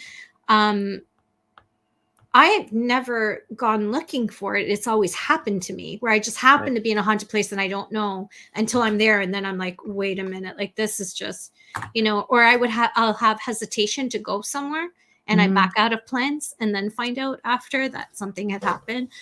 But, when you're looking for it, just like she said earlier, I think it was Tamara who said, be careful what you look for, what you ask for. Yeah. It can be dangerous, and abandoned buildings can be dangerous physically. You can fall through floorboards and you can fall. They're dilapidated. They're horrible condition. You shouldn't be in there with a flashlight. But it doesn't mean it's haunted just because it is abandoned. No. I'll tell you, if you guys remember, just means somebody didn't pay the bills. There was a segment Thank you, Tamara, that we did on haunted case files with an ex-colleague of mine, and it was a haunted building on an island. It was a really old lodge. It was up in northern Ontario, cottage country. And I always said this was like the Titanic of lodges. It was just beautiful, but they were building all the way around it. There was a golf course on there, but they just They wanted to restore the building because back in the day, anyone who was anyone, Marilyn Monroe, the Roosevelts, everybody would go there to do pony racing. The island used to belong It was big here. to an indigenous family. So there was an old burial ground there. It was fully loaded. It was only 2 stories, beautiful rotunda below, fireplaces that would just would blow your mind, just made of stone, flagstone, and seats would go into them. I'm probably one of the last people to ever really get a lot of photos of it. But as you go through, and if you're not careful, like we were given the option from the owners of the island to walk through it during the day, so we knew where the problem spots were, because there were holes on the whole second floor. And if you didn't watch where you were going, you'd end up on the first. And a lot of people don't realize these buildings they're abandoned. They're not super safe to be in. And it doesn't mean they're haunted. Even in this situation, it was super haunted. There were things following around all night. You could hear footsteps, but it was easy to let your imagination just run wild. And of course, a lot of things got embellished again. And the real experience was crazier than what you saw on television. It always is, though. It always is. Yeah. But just because someplace is abandoned, it doesn't mean it's haunted. No, and I get worried because, especially out where I live, you see how many abandoned barns and places are out here, right? When you're driving through the country roads. And when I hear of people, like one of my BFFs, my bestie, Eric, when I hear about him wanting to go to these places and he wants to do this alone, I'm like, if you fall through, buddy, no one's there to help you. You really tough. And if you're going to do an abandoned place, I do suggest, if you're that stubborn, do it during the day. Don't go into an abandoned building that you don't know where the holes are in the floor with a little flashlight on your phone. I mean, come on. I mean, we were on this island. There was nobody else. We got brought there on a boat and picked up from a boat. Stuck there. Tamara said, went to a fort in New York and had a spirit run through me. A little shocking, and it ruined my camera. Wow, what did it do to your camera? I've had spirits run through me, and that is not fun. That is not fun.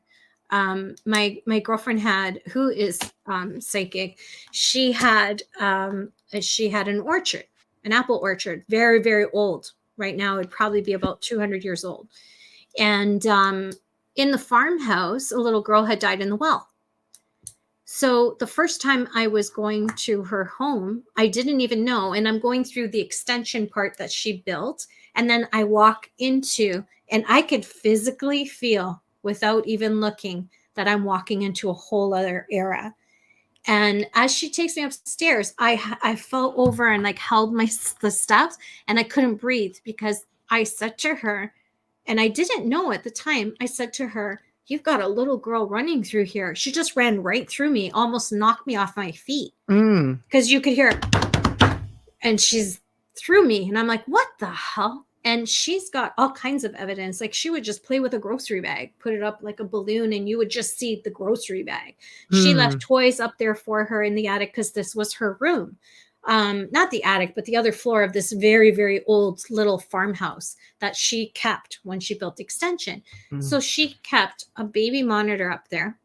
Now, she's aware of what she's seeing. She knows she's gifted. So it's a different story. She kept this spirit happy. And then eventually I crossed her over when I understood and knew how. But you can read about her in the newspaper too. Very cool. Hi, there is a haunted place all over the world. Yes, there is, Freddie. You got that Freddie. Right. Absolutely.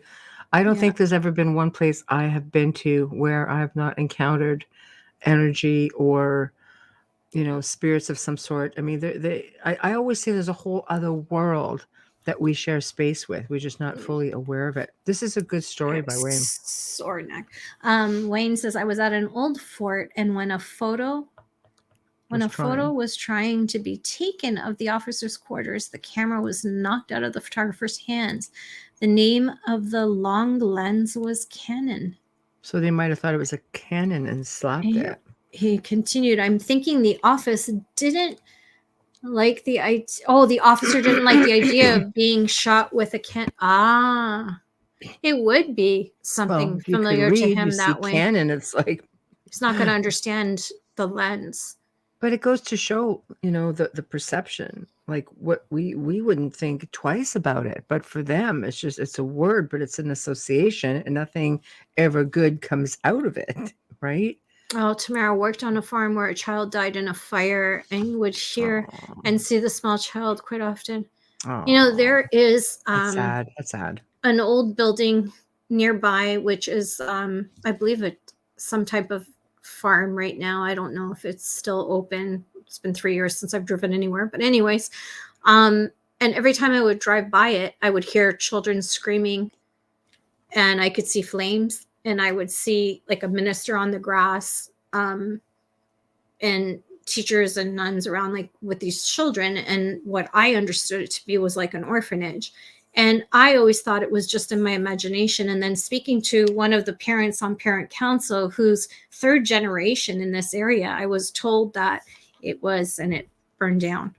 Wow. And it's funny because I have to drive by it well, now I don't because my daughter drives, but I used to have to drive by it to get her to her best friend's house all the time. And I would always like right before, get that. Because to hear that screaming and to see those hands on the glass, it's and hard. Kids playing Ring Around the Rosie, and they've passed. Mm-hmm. It's really hard to see, but I know that they're not stuck. It's just I'm seeing that residual going on and hearing imprint. It. Yeah. Yes, and hearing it because it was so intense. Mm-hmm. They were closed in; they couldn't get out, and you're hearing that screaming. That's. Oh, really you have to be a monster to not feel for that. You don't have to be a mom. You just have to be a monster to not be, really devastated by that kind of sound. I think when you make a decision to go and research the paranormal and research ghosts, you're looking for something, my gosh, you have to be compassionate, because a lot of times, now don't get me wrong, you're going to hit some places where the spirits are happy, they're content. You might have a place where much like this one, where the spirit is fully ascended, just loves it here and prefers to spend her time here, which is more than A-okay. Yeah. I've worked with a lot of families through the years who made the decision to coexist with their spirit people. And I'll tell you, they've worked so well together that when someone was trying to come into the house and the owner wasn't there, the door handle would go, something hit it and it would fly. It flew right out of the door. So you couldn't get in. There have been accounts where spirits have woken up the living because there was a fire. There have been accounts where, they've alarmed them of other intruders. There's all kinds of amazing stories. But to go in to a location to research for just evidence, or as close to evidence as can be, considering this is the field of the paranormal. So what exactly is deemed proper evidence that's indisputable? I mean, there is some stuff out there for sure. But where does the integrity go? Do you try to see if a spirit wants to move on? There are people who don't believe. It's like, leave them be. There are some people who don't even try because they don't even care, because it's all about this evidence. Yeah. And some just don't know how. Absolutely. It isn't as easy as you would think. It's not just go to the light. You have to sometimes bring them over. There's different ways, but yeah, we believe that you should cross always. You should always ask anyway. Yeah. And just see if it's an option, Some of them don't realize that they can. Some of them, however they live their life and their upbringing and their religion, may feel that they're not worthy of crossing. Mm-hmm.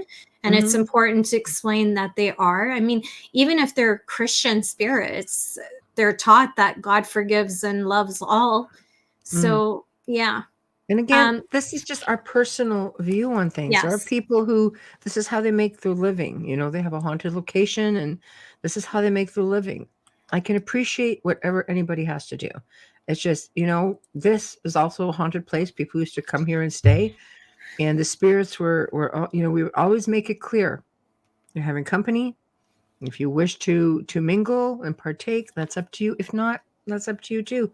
And nasty spirits were not allowed to remain. It's that simple. It's cleared of that.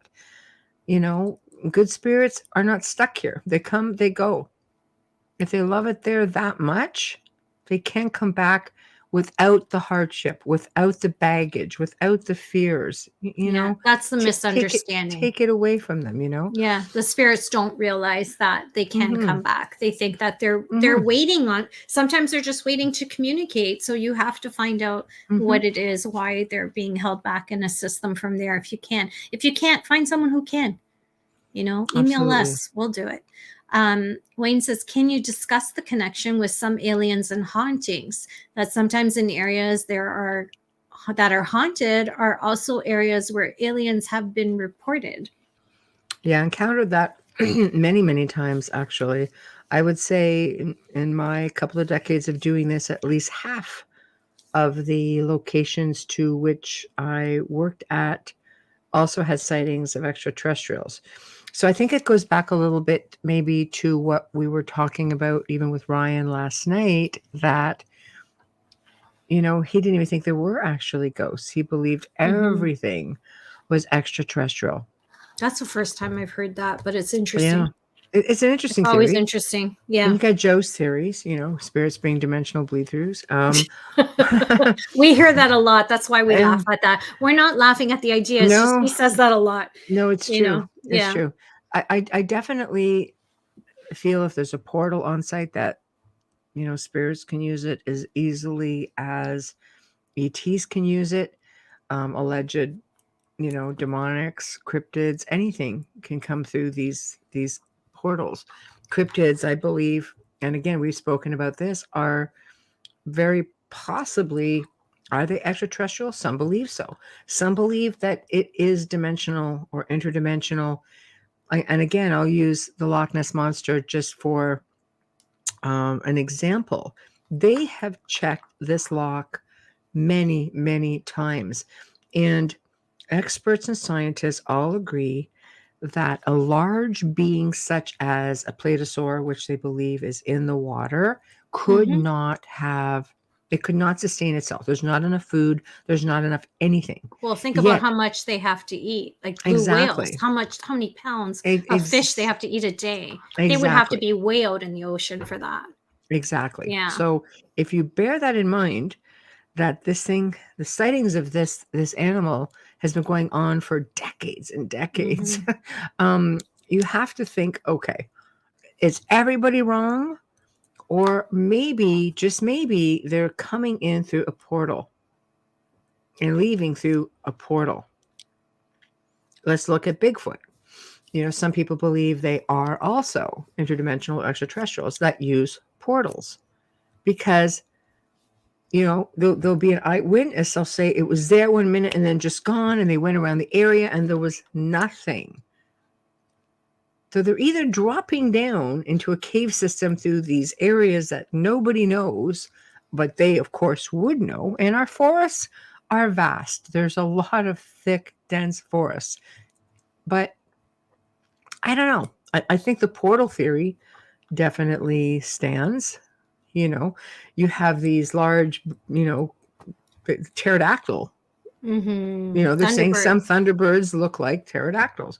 Okay, so now we're dealing with prehistoric beings here that are resurfacing. Are they coming through portals in the sky and disappearing? Because we just cannot seem to find them anywhere. Adrienne asked, are we able to travel through the same portals? What is the explanation, or what is known? I think so. There are a lot of reports from people who claim to have worked with governments and military on different programs that have gone through portals, stargates, for example. So I just want to put that up there. Stargates, for example. Then you're getting into time slips. There have been, again, stories of people who walk into a house and walk towards the back of the house, and they're in a completely different time with different people. So there's, that could be in a show in itself. Joe and I did one whole segment for 2 hours on the Gray Zone, talking about time slips and portals and vortices. Oh, it's so and things like interesting. that. Yeah. It is so Yeah. it is really You interesting. start to realize Wainwright's Bigfoot, Wookiees. I thought that said something else, but I'm not going to say it out loud. Coincidence, methinks not. I thought the K was a different letter because I'm wearing glasses to read and I'm still struggling. National parks are supposed to have portals. 411 stories are related. I heard that too, Tamara. I think he mentioned it yesterday as well. He did, but he said there's underground alien bases. He claims that all of the national parks. Yeah, he said the tall whites are responsible for that too. So I don't know, because if they're living underground, like the Hopi thinks, like they have these beings that live under the earth. And I think maybe we're getting to a whole Middle Earth thing. How many of you guys believe that Middle Earth is a thing? Because there'll be a segment coming up on Gray Zone about that too. Yeah, right? Yeah, I do so agree. Too. I don't think we're just living on the surface. It's just too big. I agree. I've always felt that though. I have my biggest confusion is with Mothman, because I think it's something, and then we have an expert on, or I guess that turns me the other way. Like first I thought, oh, this is like an omen. Then I thought, oh, this is like some sort of cryptid. Then I'm like, wait a minute, is it alien? Like it's just like because he's seen all over the world. It's not just Pennsylvania. It's not just in the States. It's like, oh my gosh. And I am so fascinated by him or her or it. I'm just fascinated by the Mothman. That's one of the things that I can't watch enough of or hear enough of. Butterfly effects is another thing with me. Oh my gosh. Mandela effect. Mandela effect, I think sometimes timelines can crossing. Be explained when it comes to the Bible and stuff like that. It can be explained by printers, publishers. Timelines crossing apparently are a really big theory for Mandela effect. Yeah, there's just so much out there that we can't even pretend to understand, because you can have one topic with like 5 theories for every out there sort of topic. But I like the Middle Earth thing. There's a lot of stories of people going cave diving and things like that, and seeing beings down there that are like horrifying.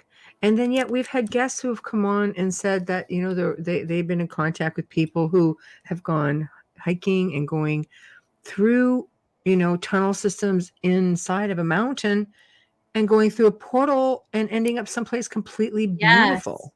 Remember that one? Yeah, I remember. And I'm like, what? Yeah, that's really cool. I want to walk through that.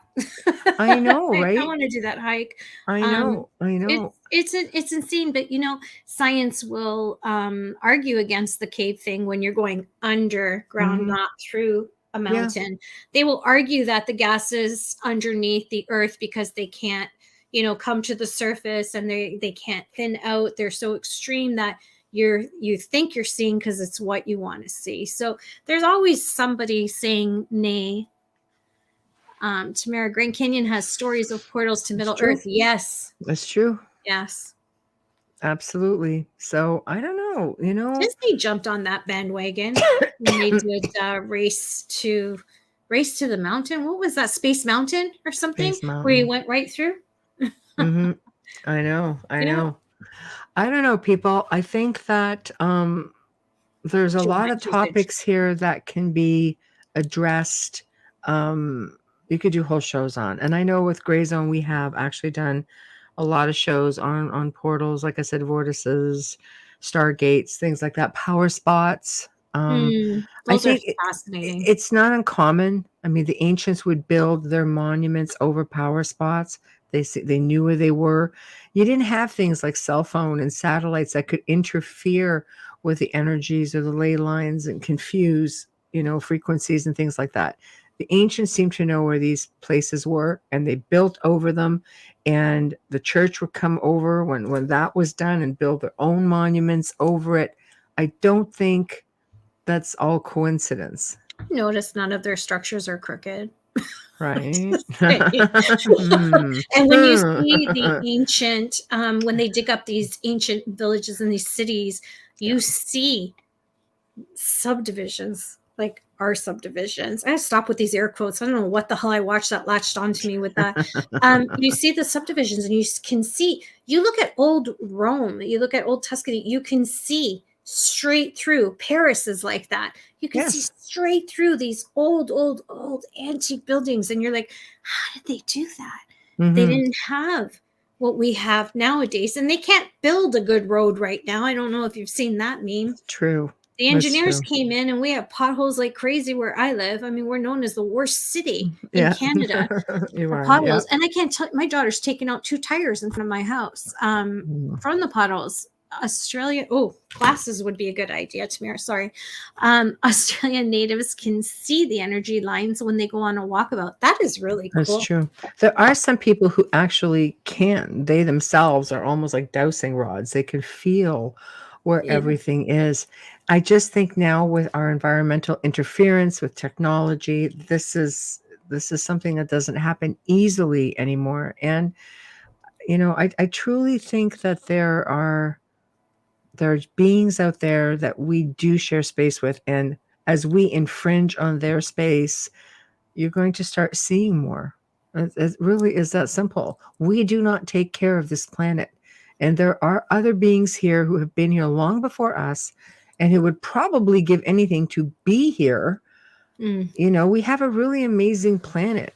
It has everything we need to sustain life, and it has done so time after time after time. It has purged itself time after time after time. Yet we just don't seem to get it. So, somebody needs to remind Putin. We're going to leave that right there. And I am going to come in and do our good night, because it really is that time, and you guys have just been awesome as always. I love doing these roundtable discussions and Q&As because it's just that much more fun with you guys. We never know what's going to come out of you guys, so it just keeps it really sort of like improv-ish. But we have come to the end of another segment. Thank you guys all for being in chat. You guys just make it that much more fun. Again, a huge thank you to Folgers Coffee, who have just made this all possible. And okay, whatever with the gnomes. We can do without the gnomes. We're good with no gnomes. All right. We're going to leave that there. And thank you to Dr. Justin Snicker, for your contribution of our intro and outro. Remember to stop by the UFO Paranormal Radio on YouTube, and not just subscribe, but get a membership and see what all the buzz is about, because there is a lot of stuff coming. Gray Zone can only be found on the members page. It was created to only be for members only. So that's the only place you're going to find it. If you're looking to be on the show, or somebody like you see on the show, just kick the gnomes. We could kick the gnomes. See, I'm paying attention while I'm reading. But contact us. The only place you're going to get a response really is the Outer Realm Contact at gmail.com. The Outer Realm Contact at gmail.com. Now, next week, one of my personal, I've been looking forward to actually announcing this. Wednesday evening, we have the absolute pleasure. Okay. And I'm going to say this because all of you who really know me know that I am a really a huge activist when it comes to the earth, the planet, the oceans. It is a passion. We have to save it. So, absolute pleasure welcoming for the very first time Captain Paul Watson, founder of the Sea Shepherd. That's right. And co-founder of Greenpeace. So all of you guys who remember the TV show Whale Wars, and every country pretty much has a Sea Shepherd. organization now. Well, Captain Paul Watson is going to, he graciously accepted our invitation. I cannot wait to have this man on, and so we could get to know him better. He really is wonderful. And he's Canadian. Woo! Yes, he's from New Brunswick. That makes it that much more exciting. Thursday evening, we welcome for the first time M.G. Stevens, the author of The Boogeyman Chronicles. So we're going to go back to a little bit of paranormal roots right there. Saturday, don't forget to tune into Joe and I in the Gray Zone Uncensored, 5 to 7 p.m. Central, 6 to 8 Eastern. I promise, as always, it's going to be a fantastic segment, as always. So please, I know, right? Tune in, have a good weekend, and we'll see you next week. Y'all behave. Hopefully I'll be back up to my old self. I hope so. Love you guys. Night night.